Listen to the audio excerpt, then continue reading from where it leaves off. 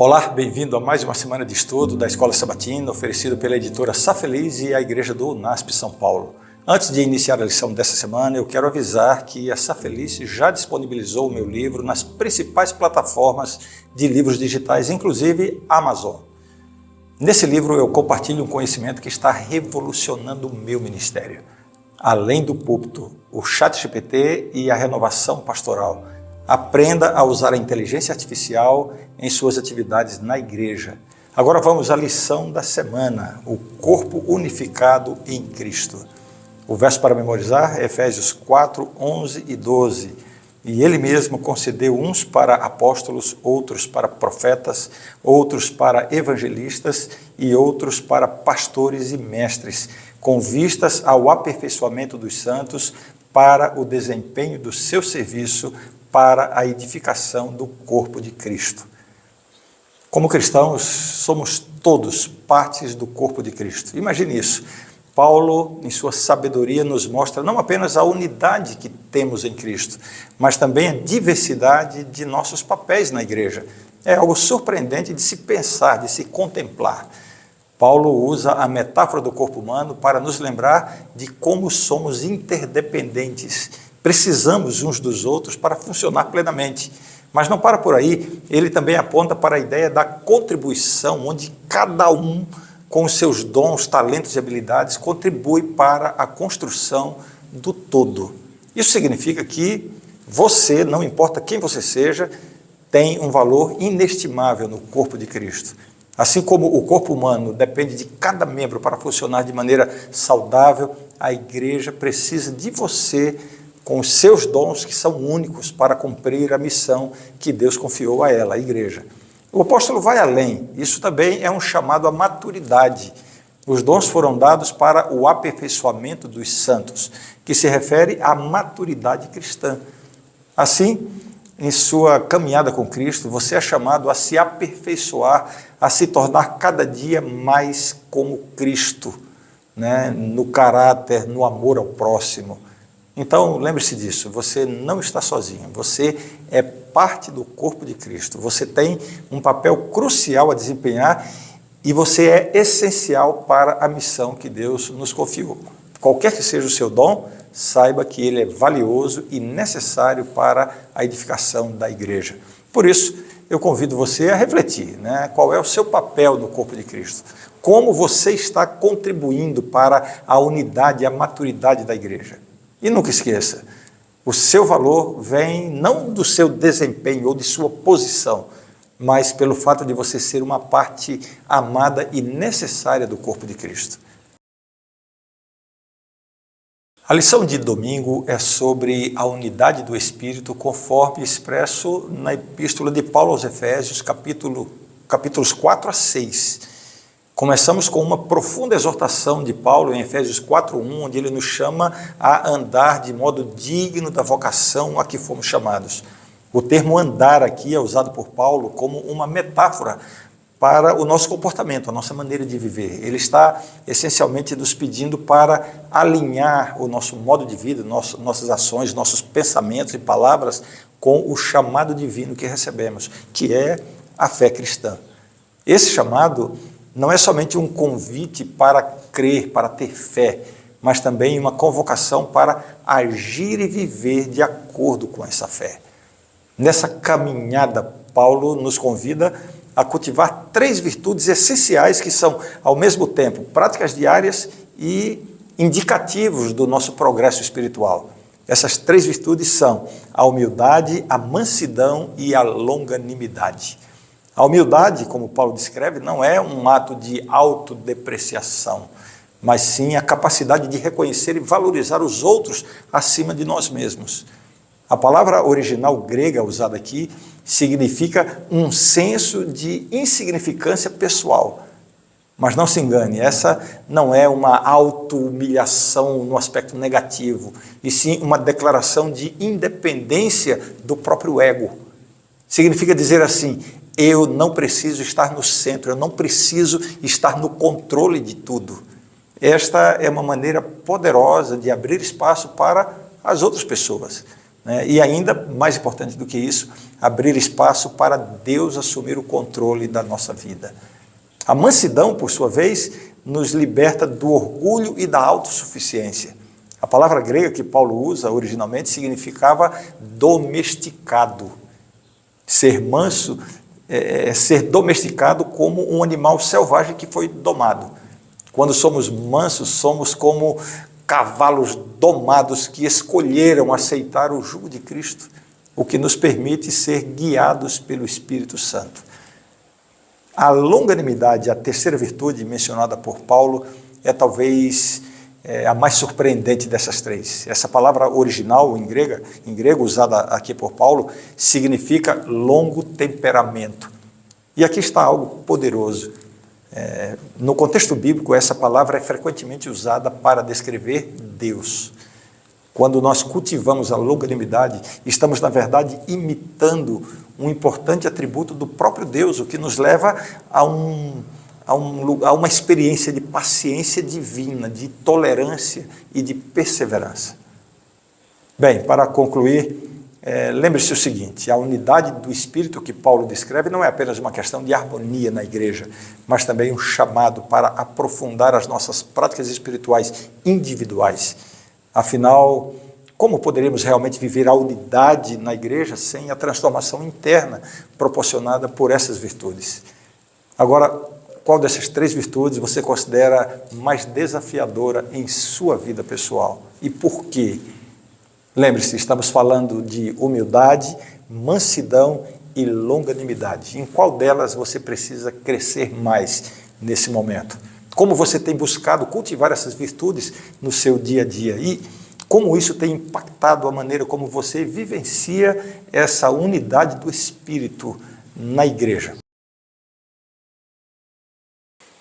Para a lição de segunda-feira, é importante que você leia atentamente Efésios 4, versos 4 a 6. Esse trecho revela a nossa conexão vital com o divino e destaca 7 elementos fundamentais para a união da igreja. O texto fala em um só corpo, um só Espírito, uma só esperança, um só Senhor, uma só fé, um só batismo e um só Deus e Pai de todos. Vamos pensar um pouquinho agora sobre cada um desses 7 elementos. Primeiro, lembre-se que você é parte de algo maior. Você faz parte do um só corpo mencionado por Paulo, que é a igreja, o corpo de Cristo. Isso não é algo figurativo apenas, mas uma realidade espiritual poderosa que nos une a Cristo e a todos os demais cristãos, aqueles que creem em Cristo. Além disso, Paulo ressalta que nós temos um só Espírito. É a ação do Espírito Santo em nossa vida que nos dá a habilidade de caminhar em unidade e de compreender os misteriosos propósitos de Deus para a gente. Em meio às nossas diferenças individuais, é o Espírito Santo que nos une, um só Espírito. Quanto à esperança, uma só esperança, é ela que mantém os nossos olhos fixos em Cristo. Uma só esperança, a que todos fomos chamados, que transcende a nossa existência terrena e nos conecta à eternidade. Agora vamos considerar a frase um só Senhor. Numa época de relações de poder complexas e autoridades conflitantes como a nossa, essa é uma declaração poderosa. Jesus Cristo é o único Senhor, o único com autoridade suprema em nossa vida. A única fé que Paulo menciona é o conjunto de crenças que nos une como crentes. Podemos dizer assim, o corpo doutrinário aceito por esse grupo de crentes. Então nós somos unidos em uma única fé. Cada vez que professamos a nossa fé, reafirmamos o nosso compromisso com essa unidade. Daí a importância de entendermos o corpo doutrinário ensinado e defendido pela igreja, entender, viver, e nos alinharmos a essa fé, a essa doutrina, a essa estrutura de fé estabelecida pela Bíblia. O outro elemento mencionado é um só batismo. Essa expressão fala da nossa identificação com a morte, sepultamento e ressurreição de Jesus. Ao sermos batizados, declaramos publicamente a nossa fé em Cristo e a nossa decisão de seguir os seus passos. E, finalmente, um só Deus e Pai de todos. Deus é o Criador de tudo e de todos e Ele age ativamente em todos nós. Ele não está apenas em algum lugar distante, Ele está conosco, trabalhando, atuando em nós e através de nós. Porém, como Paulo nos lembra, a unidade não é algo que simplesmente acontece, é algo que deve ser nutrido e cultivado.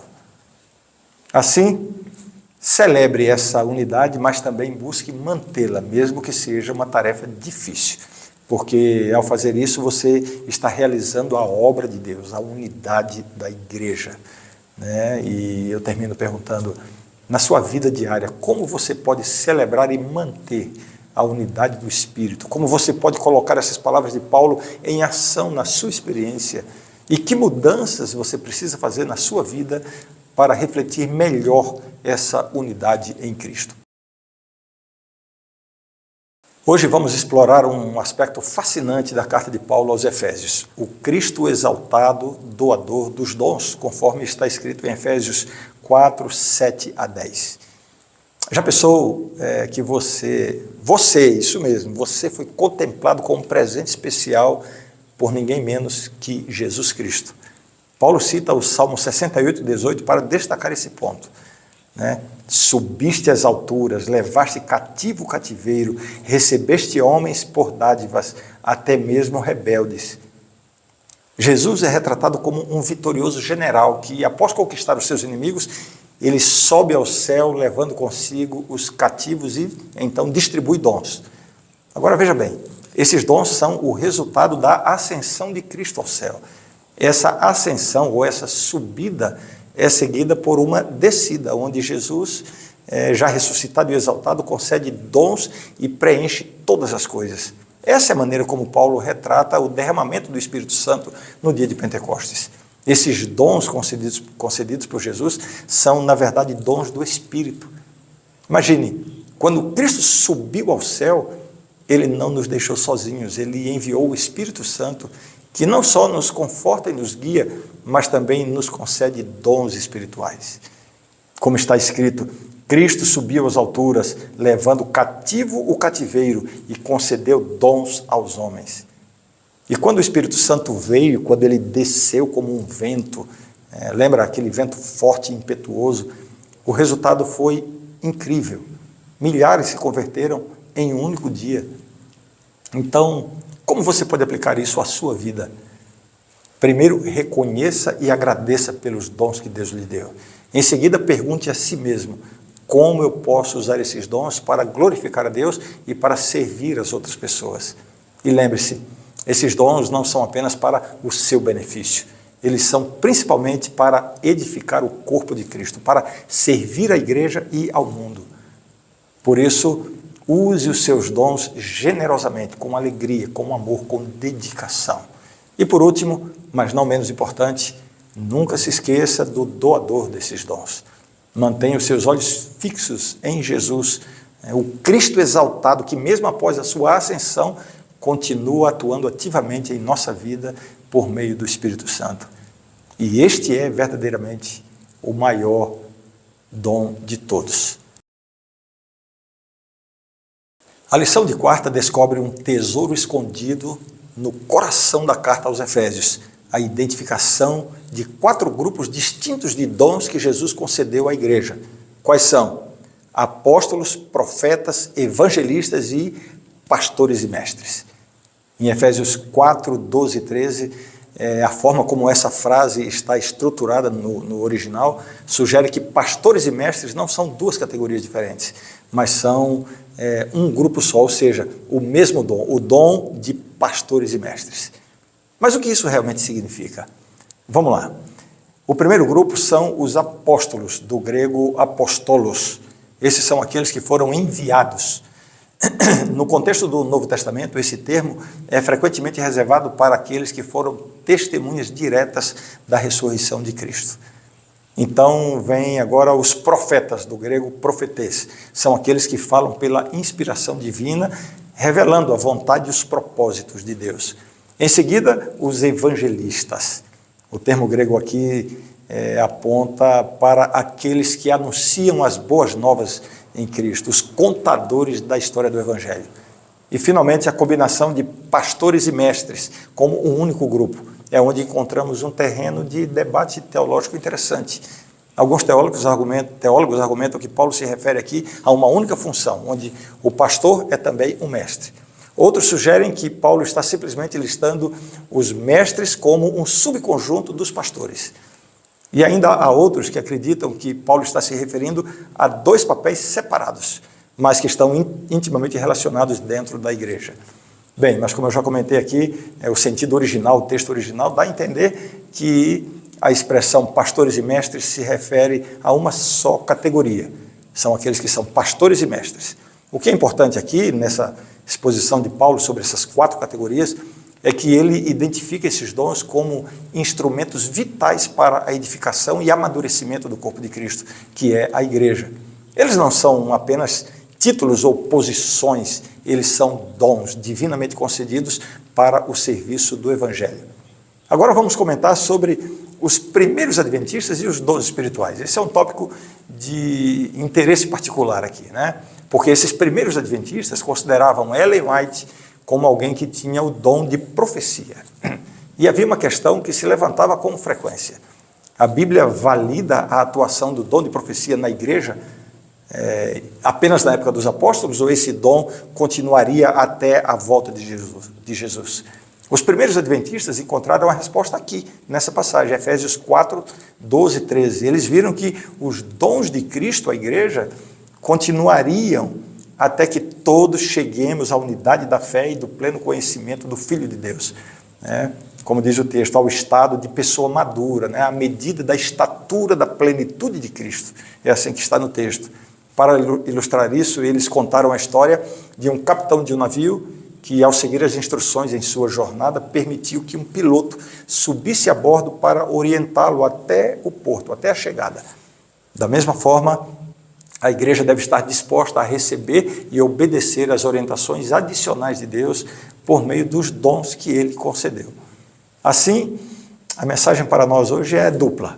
Primeiro, devemos reconhecer e honrar os dons que Deus concedeu à sua igreja.